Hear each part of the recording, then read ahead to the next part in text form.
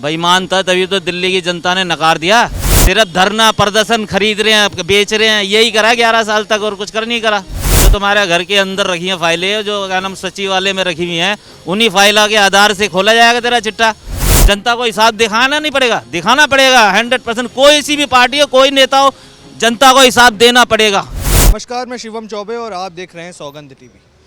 Bharatiya Janata party की नई नवेली सरकार ने ये ऐलान किया है कि पहले ही सत्र में कैग रिपोर्ट को सामने रखा जाएगा।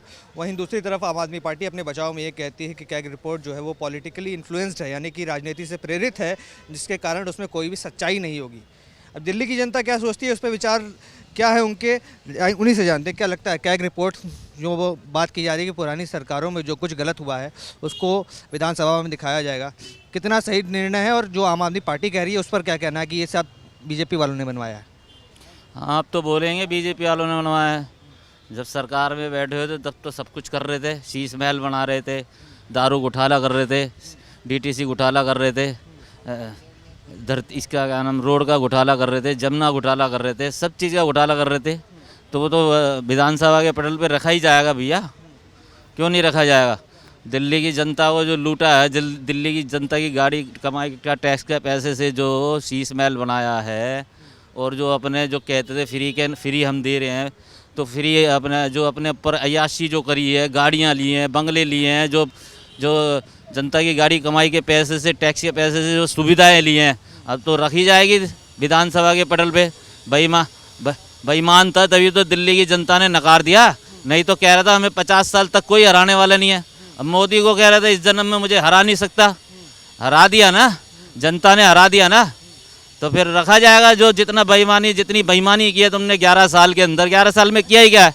सिर्फ धरना प्रदर्शन, खरीद रहे हैं, बेच रहे हैं, यही करा 11 साल तक, और कुछ कर नहीं करा। आम आदमी पार्टी कह रही है कि ये जो रिपोर्ट बीजेपी लाएगी वो कहीं ना कहीं बीजेपी वालों ने बनाई है। आप तो बीजेपी वाले ही बनाएंगे, और जो तुमने जो सारी जो बेईमानी का जो चिट्ठा जो तुमने बना के रख रखा है पहले से ही, वो ही खोलेगी, अपनी तरफ से थोड़ी ना बनाएगी। जो तुमने फाइलें जो रख रखी हैं, जो फाइलें सील की गई हैं, जो तुम्हारे घर के अंदर रखी हैं फाइलें, जो क्या नाम सचिवालय में रखी हुई हैं, उन्हीं फाइलों के आधार से खोला जाएगा तेरा चिट्ठा। तो इसमें बुराई क्या है? इसमें होना चाहिए, खुलनी चाहिए, बिल्कुल खुलनी चाहिए। कोई भी हो, कोई सी भी पार्टी हो, कांग्रेस हो, अगर बीजेपी का भी किसी इतनी सारी स्टेटों के अंदर है, उनका भी खुलना चाहिए। अगर सरकार कोई भी हो, जनता की गाड़ी कमाएगा पैसा, कोई भी नेता को इसलिए चुना जाता है कि वो हमारे क्या नाम संविधान और रक्षा करे, कि रोड बने, ये बने।